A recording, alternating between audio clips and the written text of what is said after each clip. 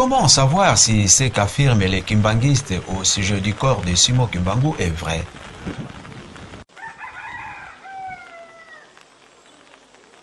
Est-il possible à un corps humain qui n'a point subi de traitement chimique puisse échapper à la corruption plus d'une cinquantaine d'années après sa mort? Monsieur Willy Nkunga, ancien séminariste catholique, s'est posé aussi les mêmes interrogations jusqu'au jour où son éminence Salomon Dialunga Nakiangani, le deuxième chef spirituel de l'église kimbanguiste,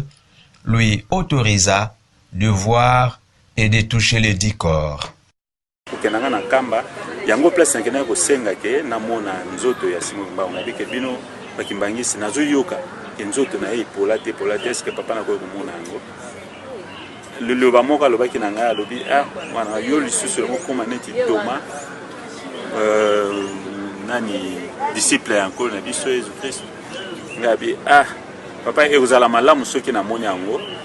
puisque lokola ye papa nazo ba na koma e uzala malamu soki na komi yango.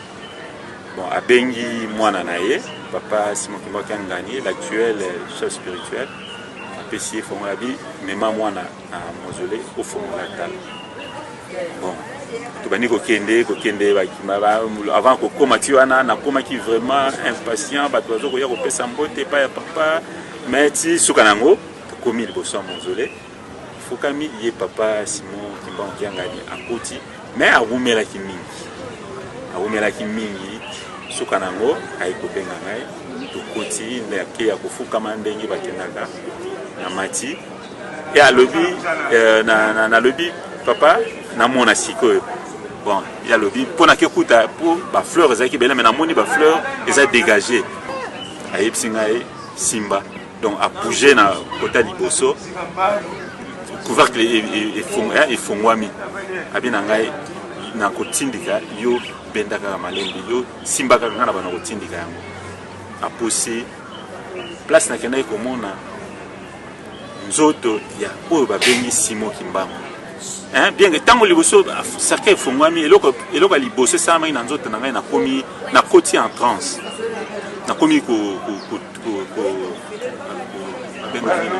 kotuntuka allez papa Simon Kimbangu na simbinga na mutu na komi na moni eloko ane sili allez kokama wana na ko yebisa papa est-ce que na ko simba ye abisinga ko simba ye awa te na motema na te simba ye na loboko loko azalaki boye et puis lambala taki pusana ki momuke tango na simbi siko koswana parce que simplement na komona ozomona ke oiza ipembete yangwana na idée na ngai ne peut soki ya malamu soka mpe nangaki na simba ye na motema na taso motema zobeta mais yoko la baki na simba wana te na simbi na loboko mais loboko eza na chaleur net mutazo vivre et puis aspect na yozomona ke soki balongoli kaka cercueil batiki corps wana pamba ba moto alali or moto wana akufa banda 1951 Makamwana on nazo vivre en 2001 donc 50 ans après température normale donc il y a mutazo vivre hein donc quelque part na koloba à peu près 36 37 degrés puisque nazaki na thermomètre te mais au simba pona vina ngai arriva na simba pe bibembe na bi température ya bembe mais na température mutazo vivre na lobité ke ya zalai ko venga ona monaki mutu alali lisu moko ekangama lisu moko efongwama bon na la musa qui pété que so mutalali on a monaki lisu kangama lisu moko efongwama lisu moko ekangama mais un aspect ya mutu on a le bail que ceux qui va longoli kaka cercueil batiki le corps ya ngomoko o le baki mutu alali or cet homme a kufa depuis 1951 makamona sur le événement sur le Ghana 2050 ans après corps nini ya mutu ndena lobi ke soki ba kausaki yango ekoyeba na teke mutu wana soki ba tiaki na frigo tango 50 ans après ozalaka bongo te soki ba mbomaki yango ba conserver yango soko simbi poso wana ekolongwa ekoma poussière place wana puisque il y a une loi universelle et naturelle le bi ke mutu akokufa et puis akopola akozonga tokota mabele tokozonga na mabele mais curieusement ye mutu wana azo garder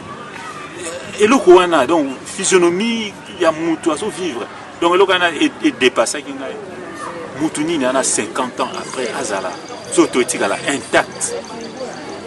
Yangwana na livre moko on a promis un mystère en Kamba.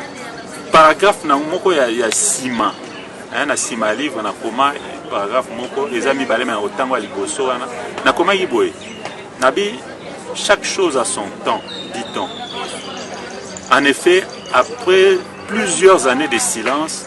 voilà qu'enfin l'heure est venue pour moi de m'acquitter en toute honnêteté intellectuelle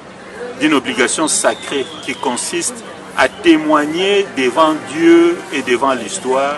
sur un phénomène extraordinaire dont j'ai longtemps porté dans ma conscience la lourde responsabilité en tant que témoin oculaire. Donc, Elokwana, jusque-là, et comment il faut peser dans la conscience d'Angaï.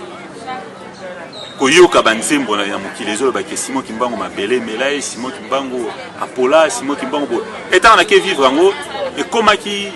une charge et comment qui fardeau na conscience d'Angaï. Yango na baike na koma yango yango na baike na koloba yango. Donc le bas au potango tozali ko bima na mausolée na ye papa Simon Mbakangani ayibsinga ki okoti nyongo.